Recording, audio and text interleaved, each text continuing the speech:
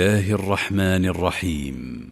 يا أيها النبي لم تحرم ما أحل الله لك تبتغي مرضات أزواجك والله غفور رحيم.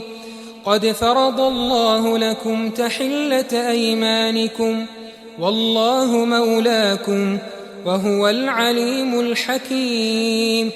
وإذ أسر النبي إلى بعض أزواجه حديثا فلما نبأت به وأظهره الله عليه عرف بعضه وأعرض عن بعض. فلما نبأها به قالت من أنبأك هذا؟ قال نبأني العليم الخبير.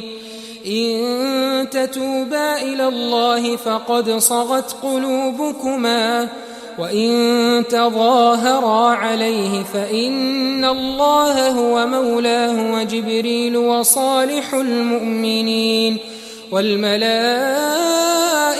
بعد ذلك ظهير.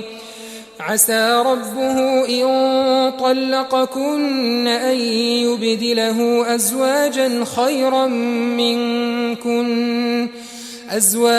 خيرا منكن مسلمات مؤمنات قانتات تائبات عابدات سائحات ثيبات وأبكارا.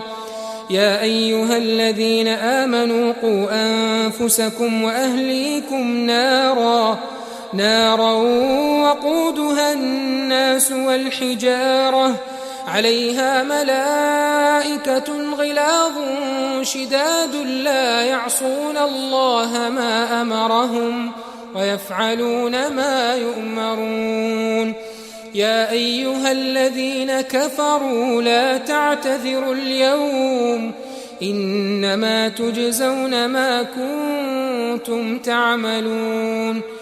يا أيها الذين آمنوا توبوا إلى الله توبة نصوحا عسى ربكم أن يكفر عنكم سيئاتكم ويدخلكم جنات تجري من تحتها الأنهار يوم لا يخزي الله النبي والذين آمنوا معه نورهم يسعى بين أيديهم وبأيمانهم يقولون ربنا أتمم لنا نورنا واغفر لنا إنك على كل شيء قدير.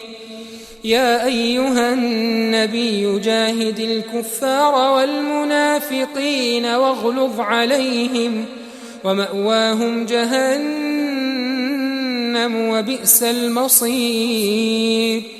ضرب الله مثلا للذين كفروا امرأة نوح وامرأة لوط كانتا تحت عبدين من عبادنا صالحين فخانتاهما فلم يغنيا عنهما من الله شيئا وقيل ادخلا النار مع الداخلين. وضرب الله مثلا للذين آمنوا امرأة فرعون إذ قالت رب ابن لي عندك بيتا في الجنة ونجني من فرعون وعمله ونجني من القوم الظالمين. ومريم ابنة عمران التي أحصنت فرجها فنفخنا فيه من روحنا وصدقت بكلمات ربها وكتبه وكانت من القانتين.